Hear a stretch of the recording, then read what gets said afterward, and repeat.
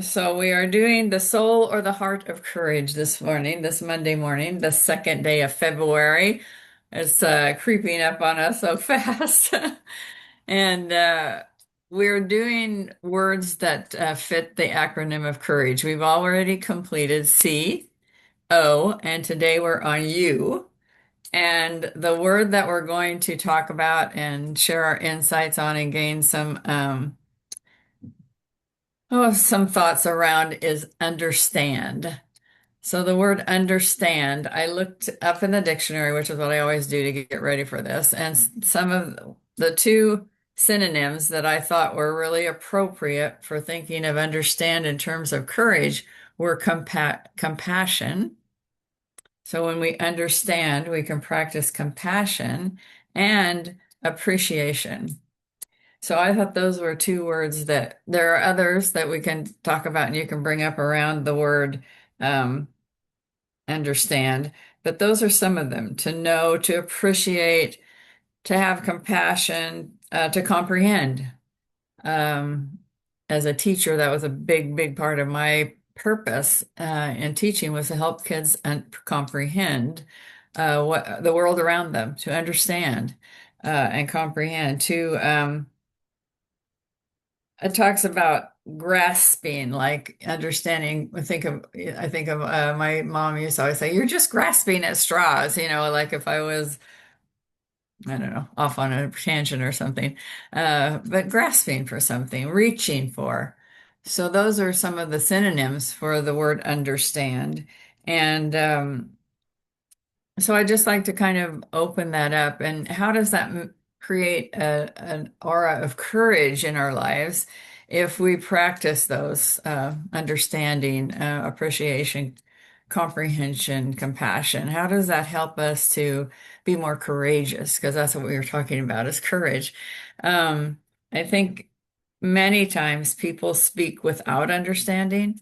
To me, the opposite of understanding is making assumptions, listening to other people and taking their opinion rather than us having the courage to understand in our perception, in our world, and our space.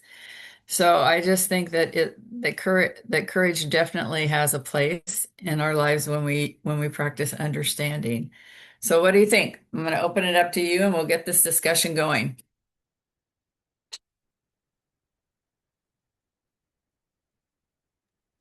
Well, my first thought now, I just pulled up I just looked up understand and the word perceive, interpret or view in a particular way. So then when you say, talk about assumptions, I'm like, ooh, but how do we not assume that we understand, But the courage part is to start the conversation. The courage is to open the door to make sure that we're understanding, what we're interpreting, that we're interpreting something correctly, that we're comprehending it, that it's making sense for us for what we're hearing, and that the connection, which that's our theme for the month in the community, is connection. So that the connection is someone can verbalize something and then someone else can reiterate what they're comprehending or understanding from the communication to know that their view is aligning. So that is where the courage is, right? To start Yeah. the conversation. Yeah, yeah. Because the antonyms for understanding, of course, is misunderstanding or misinterpreting, like you said, misapprehending or misconceiving. Yeah. So it does take courage from just from my point of view, to listen before you make an assumption, before you make a perception, before you speak. If you're listening to understand, it's different than listening to respond. And that's one of the foibles of communication is that we listen to respond rather than listening to understand. So when we're having communication with someone, it's really important and courageous because I think society teaches us. if we don't have an answer or we don't can't say something, back to the person, assisting them or making clarity for them rather than listening with understanding and not trying to cognate what we're going to say. And I think that's a practice. And it's something that you have to build a muscle around doing that because I think oftentimes, especially I don't with our children or colleagues where we're working together, it's like, oh, well, this is what they need to do, or I can one up that, because I did this, and not really listening to understand that person or having compassion for that person. So yeah, I think the courage comes in the conversation. What you holding up? She just put her book up. She just went offline. She went off screen. Oh, that's her picture. I thought she was holding up something for us to see. I took my glasses off because I needed to clean them a little bit. They were really dirty. Oh, now I see. Yeah. Okay, so what do you think? I think that I'm not struggling, but because I have a husband who doesn't understand a lot of things, I have trouble being compassionate sometimes Hmm. and knowing when to not speak and when to really stand up for myself because it's just it gets muddy really fast. Hmm. And now that he's hard of hearing, it's like understanding and hearing, you know? And so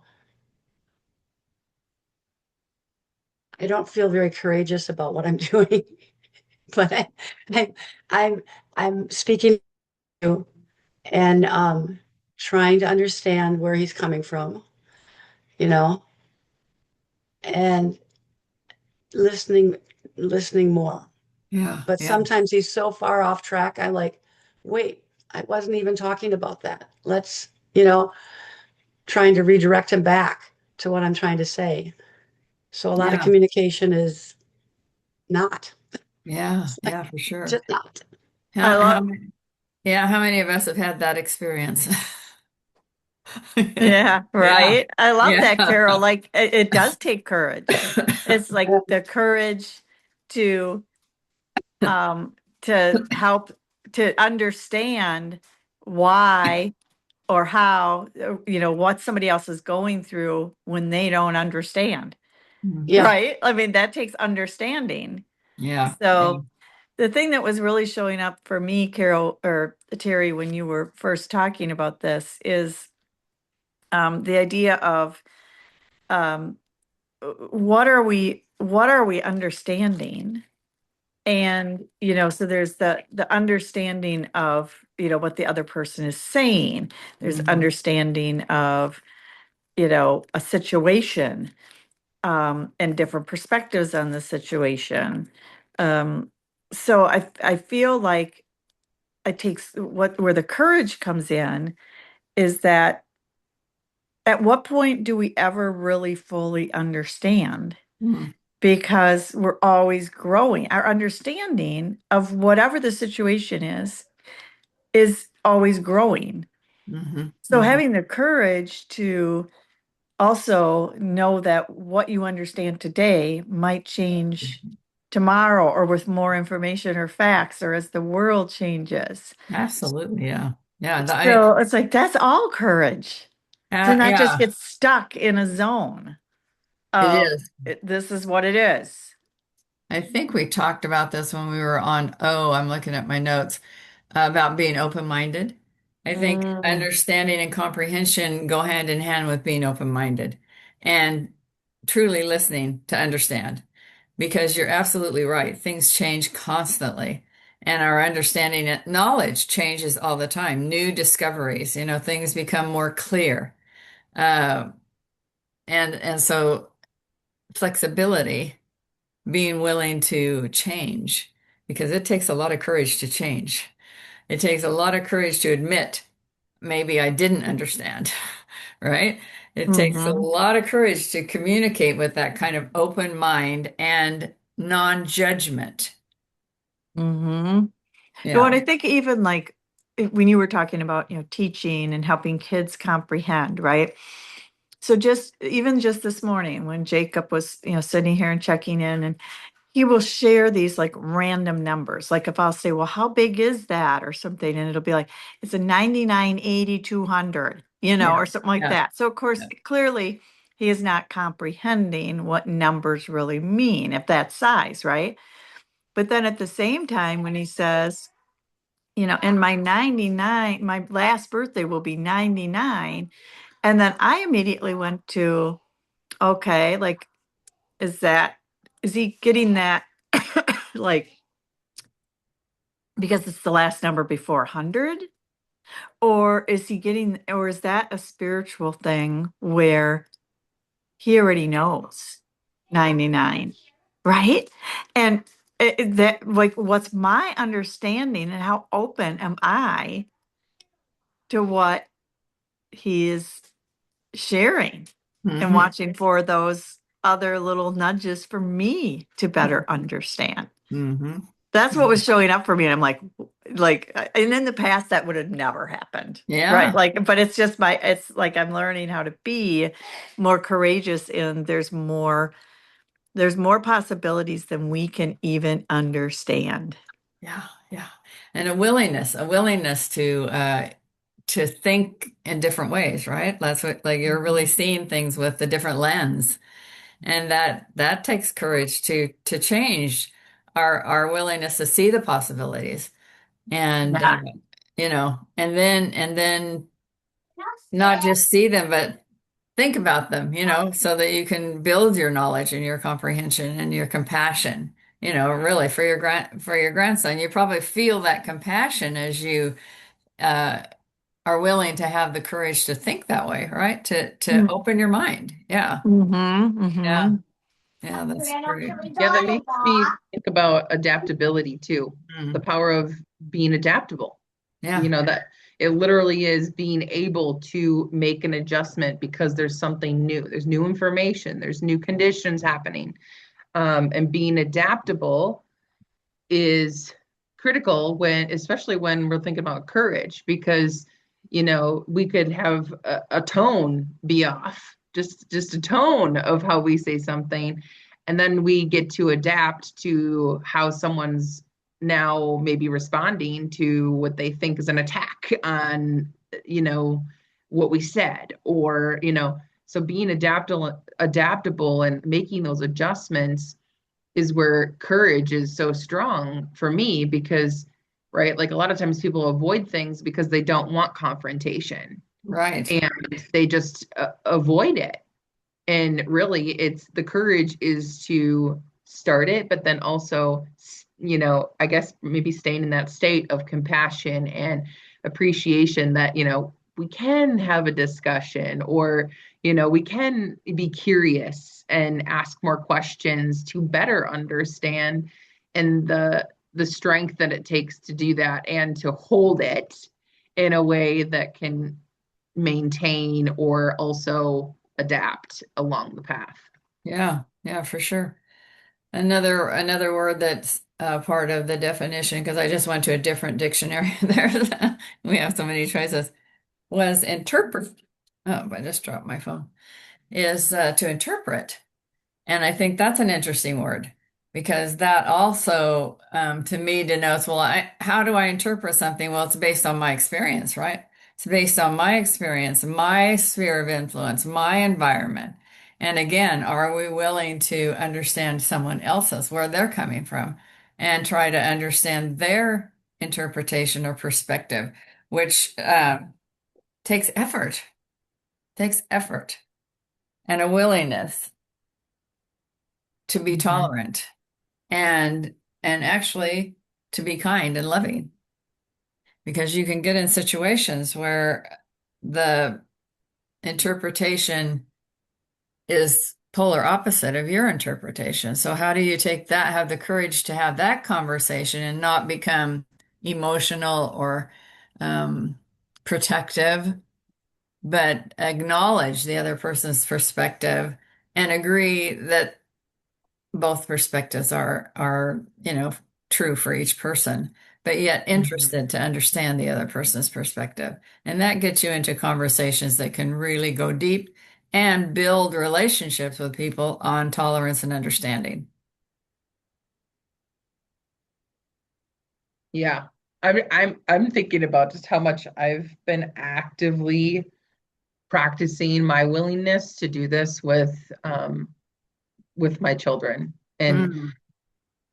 you know, outbursts happening and like anger. I'm just like, okay, let's slow it down. And like, and then they're not receptive and they're not, so me calming myself and just like exampling these things so that I can show them how to, that I'm mirroring it, I guess, right? But like I'm doing this so much over the last year. I've really been dedicated to how can I show up more calm so that they can see it and understand how important it is for them to use their breath, right? Not just to start hollering and wanting their own way, but like to calm their nervous system, to better understand that as humans, we get emotion, we get these feelings.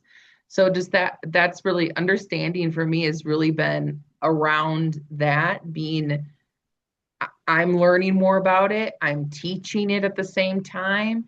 And I'm better understanding around things that are just happening with my kids that, I've never taken the time to stay curious about for myself. But now, because I'm teaching it and, supporting other humans in this that they don't Yeah. know unless I Yeah. show Yeah. them and help them understand that that's really been a deep courage too, just doing it in my house. Yeah. And you're right. It's not the natural reaction that we have when we feel we're not understood. I think Right. it's such a emotional frustration when you feel like you're not being understood and people are misinterpreting what you're saying and they're not practicing listening to you or, clarifying. I know I'll say a lot of times when I feel that angst coming on, I'll say, just a minute. I want to be sure I understand. Is this what you're saying? And then repeat it, like you said, mirror it back to them. And then they can either go yes or no, that's not what I meant. And it opens up I am interpreting what you're saying, and this is what I'm hearing. Is that what you're saying? And, just practicing those skills of communication takes courage because our emotions are involved. And it just, like you said, stopping and doing that self-regulation so that you can have that. When you're highly emotional, your brain doesn't work, right? You react. It's offline. Yeah, you react rather than taking action on your thoughts, feelings, and needs. You react. And for me, that's being angry. That's my number one reaction. So it's like you said, take a breath. That's such an amazing thing that people don't understand. In order to calm your system, if you don't stop and calm your system, there's no stopping the emotion or tempering it or having the courage to listen because the whole system shuts down. And so just stopping, pausing, and taking a breath can change the whole atmosphere of the conversation, the interaction, even if the other person doesn't take a breath. I mean, even being aware that you're reacting and other people are reacting and how you're triggering each other. Hmm. Hmm. It's important to just back away from that, set a boundary and say, I got to walk away. I got to calm Hmm. myself down. I got to, Yeah, yeah. With your husband, that's how you can self-regulate when you get frustrated because he's uh, I stopped talking, number one. I yeah, stopped, I yeah, stopped trying to communicate because he can't hear and understand me. He yeah, gets yeah, reactionary. And so I just stopped talking and then I may go away and do something else and yeah, let everything sort of settle yeah. and then come back to it. But you can come back to it, and he's Yeah. he's open to that. Does he understand the way his behavior is affecting you? not so much. Mm. So his awareness is pretty limited. Yes, yes. No, he might have some glimmers here and there, but it's like he might apologize for being, whatever, loud and, and trying to, what's the word I want to say? He kind of always puts the blame on me. Mm. It's like, I'm the bad guy. And I'm like, no, no, that was you. That wasn't me. Yeah. Yeah, I think So go it's ahead. just, it's just an ongoing, everyday kind of thing some days. And, some Yeah. days he's good. And some days he's just like, when he's stressed, we went out to a dinner last night that was for church. And it was a lot of noise and that bothers him and all this other stuff. And so then he has all these somatic things like, oh, I'm sore. And I'm like, he doesn't realize that that's part of his anxiety. He does not have a clue, you Yeah. know? And and then he's like, well, I have to go sit down and, get away from all the noise. I'm like, hey, great, fine, fine, fine. And I'm like, always like, yeah, do what you need, do what you need. But then he doesn't he gets real foggy. I swear, I think he has sundowners or something, you know, that at nighttime it's like hard to communicate with him Mm. more So so than the daytime. yeah, so there's a lot of awareness on your part around what's happening. So having the Yeah. courage to not let that detract from your engagement, your participation, when he withdraws like that, understanding that's a stress and anxiety Yeah. behavior. You just stay at the party. Yep. Yep. We did. We Yeah. did. Yeah. Yeah.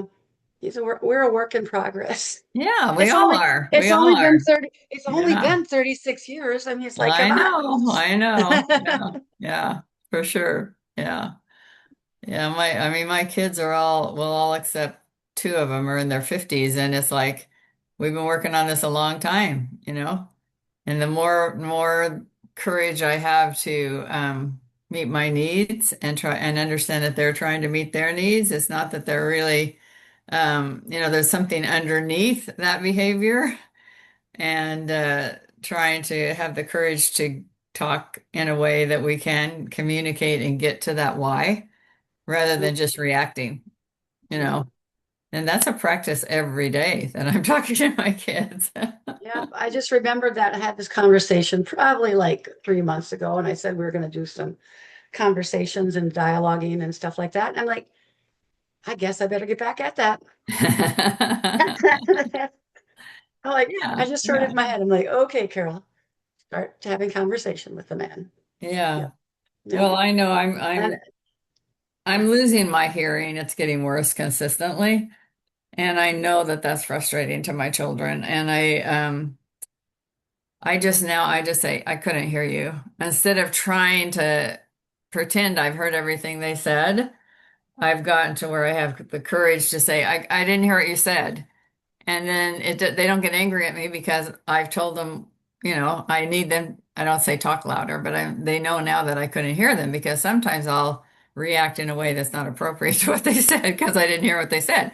So it's just having the courage to say that because I don't want to admit that I can't hear as well, but I can't. So now I've gotten to where I can say that to anybody. They'll start talking, especially people that talk soft. It's hard to hear them anyway. And I'll say, I can't hear you. And then they'll speak up without any difficulty at all. And I don't feel embarrassed. But it is frustrating. So I know how he feels a little bit. Yeah. So it's certainly understanding. I didn't know it was taking as much courage as it takes to have these conversations, which are huge to us understanding our relationships with the people we care the most about, and also when we're teaching. We're all teaching workshops, we're all facilitating. And when our participants speak, it's our responsibility to have the courage to understand and to clarify, right, what they're saying so that everybody understands. Because sometimes you'll have a person in a workshop or even have it on a podcast and they say something that's just like you don't understand at all. And so how do you then have the courage to work through that, to have clarity without offending people, I think that's part of the courage as well, is working towards clarity so other people can, so if it's a group of people, can understand one another as well.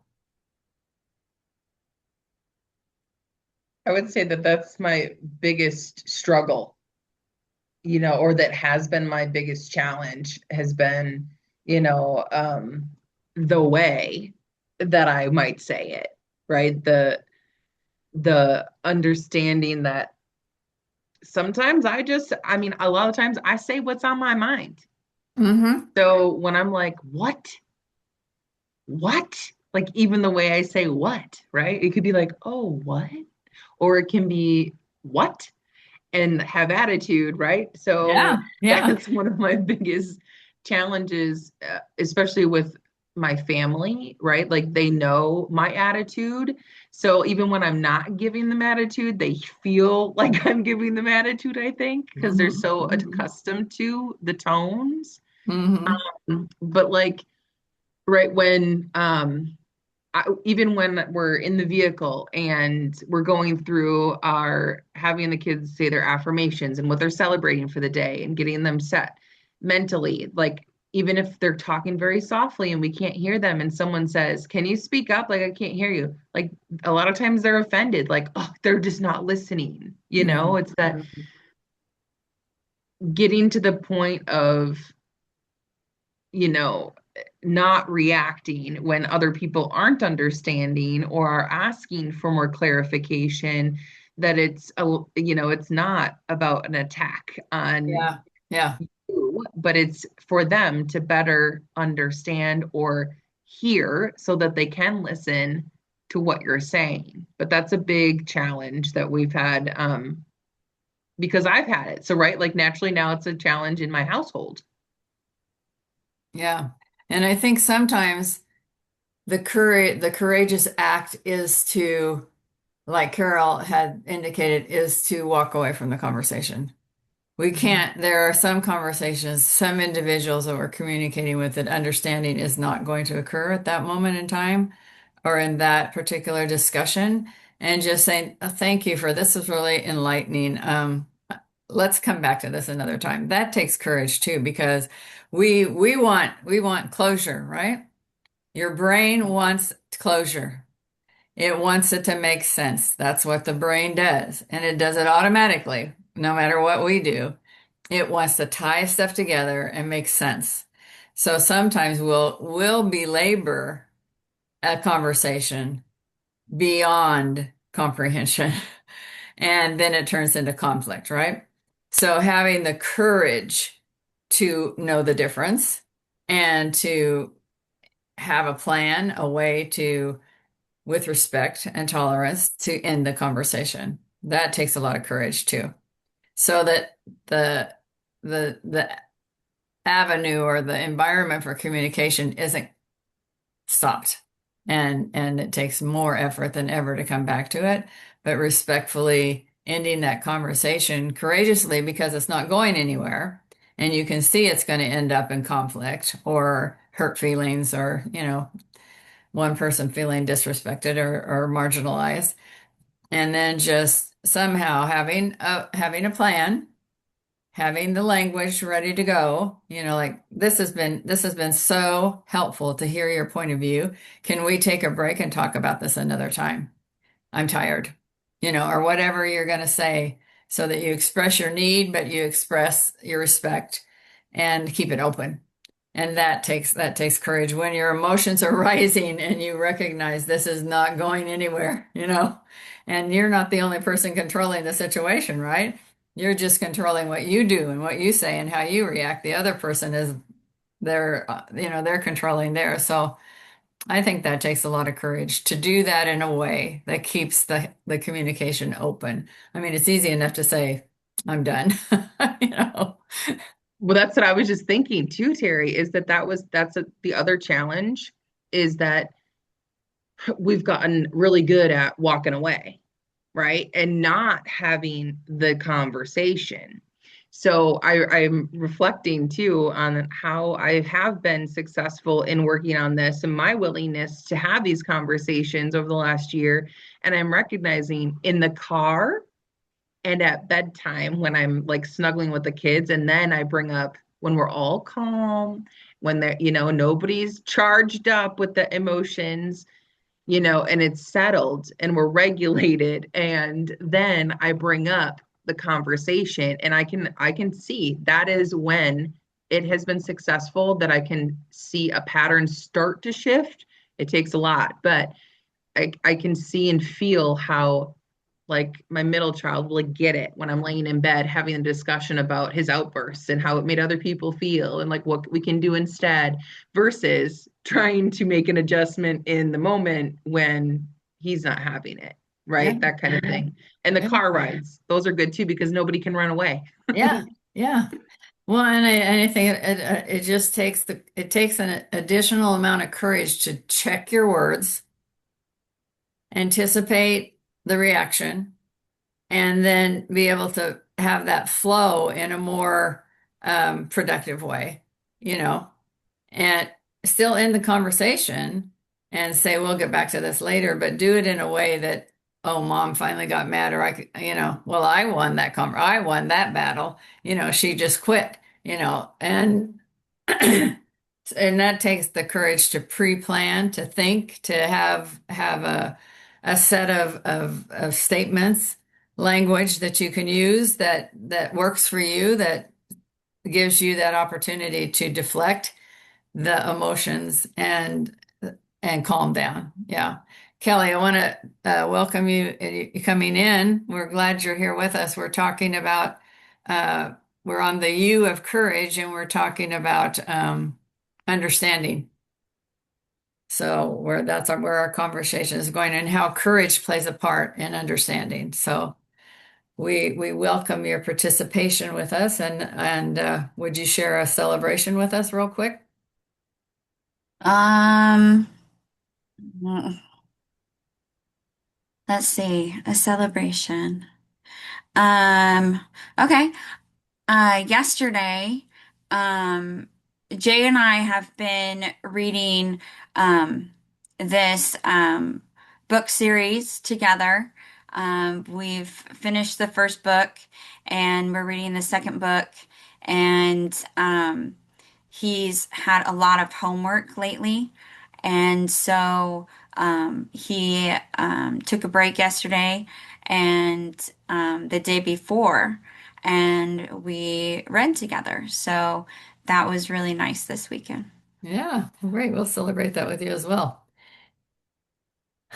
Yes, yes. So, I've lost my train of thought. So,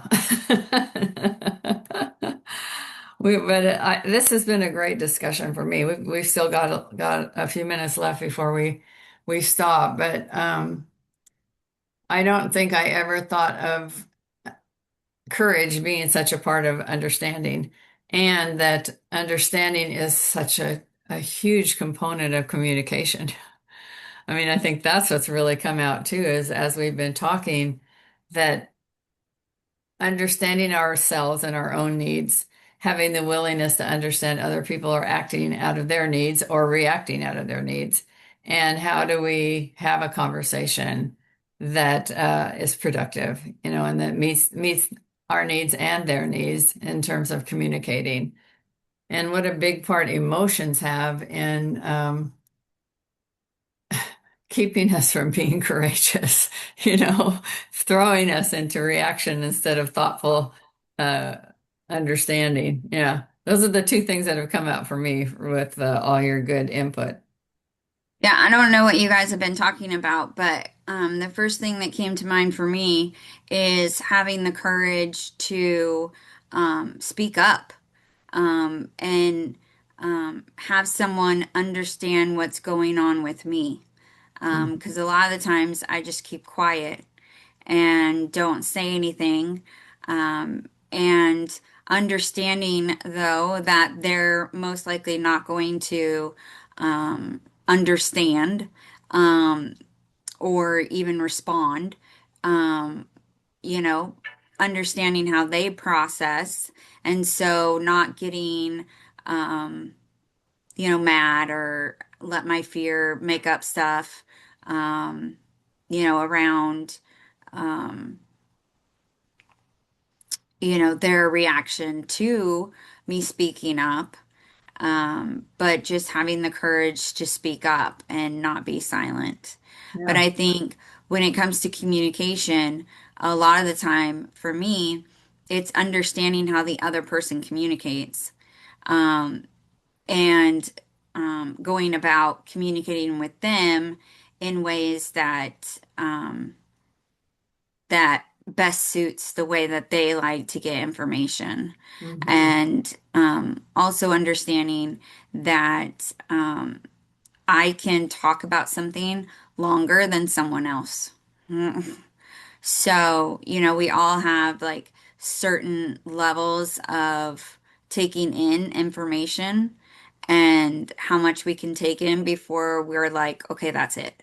And understanding that that's different for everyone, and not assuming or making up stories around how people are different. Yeah. Well, you just added a whole bunch another level to our conversation. So I'm glad you were here because listening to understand and taking it to the next level of being willing to understand the other person's processing takes it to even another level. So not only listening to understand, but knowing and being willing to have the courage to that, know that that child or that colleague or your spouse, they process this way. And now I can understand that and when I speak in a way that is, compatible with their processing and still understand how I process and honor that as well. And I think that's a pretty high level of rigor when you're understanding one another. Even if the other person isn't willing to have that same degree of understanding of your processing, it will still make that interaction more successful because of the courage to understand both processing, both the way they communicate. Because I know you're talking about who you're talking about. I'm talking about Jay. I know, I'll be I know, honest. and I have trouble communicating with them as well. And it's understanding not only his capacity but his skill level.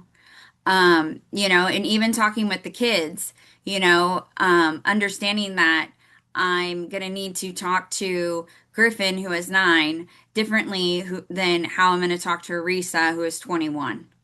And their ability to have a conversation is very different. And the level of, because of the level of maturity, right? And stuff. So it's also understanding, that, and like when they talk to me, understanding that I need to stop what I'm doing, regardless of what I'm doing, and listen, Mhm. especially with the olders, because as they get older, they don't talk to me as much, right? So, understanding when they're in those moments where they want to talk, I need to stop what I'm doing and listen, regardless if I'm in the middle of working or I'm in the middle of watching a movie. Those are the times where I need to stop and I need to listen. Mhm. Um, and and thank them for talking to me so that they know that that's something that I value. And so then they're more willing to talk to me the next time. And so understanding that um, is good to remember as well. But I mean, like I know Carol can relate because we've bonded on this, difficult communicating with our husbands. That, after 24 years, almost 25 years, and I don't know how long Carol's been married, probably more than 36, that. Yeah, 36. Yep. 36, a lot longer than me. You have a tendency to come to an understanding of, especially if you're trying to communicate, of what, certain things that work and certain things that don't. And you may not always approach the conversation in the best way every time. So, having that understanding and compassion for yourself as well, that we can't always approach every conversation, in the best way, because we're human, and stuff. So yeah, I think, um, when we can, approach the situation very mindfully and intentionally. um, yeah, go Nancy. um, I'm just you going to know say something quick here. yeah, Um, yeah. um, Terry said something a way back about um, explaining. And I realized during the conversation that I have gotten into the habit of explaining multiple ways to my husband to see if he can get it. And I'm like, I'm going to stop doing that. I'm getting, it just gets me frustrated. And I'm like, I'm going to explain it. And if he doesn't understand, and then I also, do you understand did you hear what I said? Did you understand what I said? And I'm like, it's so tiring, you know? I'm just going to maybe try some new ways of doing things because maybe he doesn't, he's not ever going to understand. And I don't know, but I'm open to looking at it differently Yeah. Yeah. and listening more. I love that, Carol. And it's like, and like, is he ever going to understand? I asked in my situation with my husband is definitely different, but I ask myself that all the time, like, is he ever going to understand how I see it? Like, no, he's not, because he's not, so I'm trying to understand. I'm trying to be understanding of how he sees it. And sometimes it's like, okay, but if I'm doing that, why can't he do it for me too? So it's very frustrating. Yeah. Yeah. So yeah. Yeah. Well, it is, and I think I mean I've gotten some ideas about how we might utilize this discussion in my level of understanding and communicating, and also we didn't really even talk about understanding situations in our environment or situations in our communities or with our friends, that understanding is not just verbal communication. There's other components of understanding and compassion and empathy that we can have towards situations. Just understanding what we can control and what we can't control. Understanding how, we take up space affects how other people take up space. So there's a lot of nuances and components of understanding we didn't get to talk to, but I'm so glad we talked about this today because it's really helpful for me in my journey of being able to communicate with people in an effective way, so that they walk away from our interaction feeling heard and loved, at least appreciated and respected. Yeah. So I want to thank you all.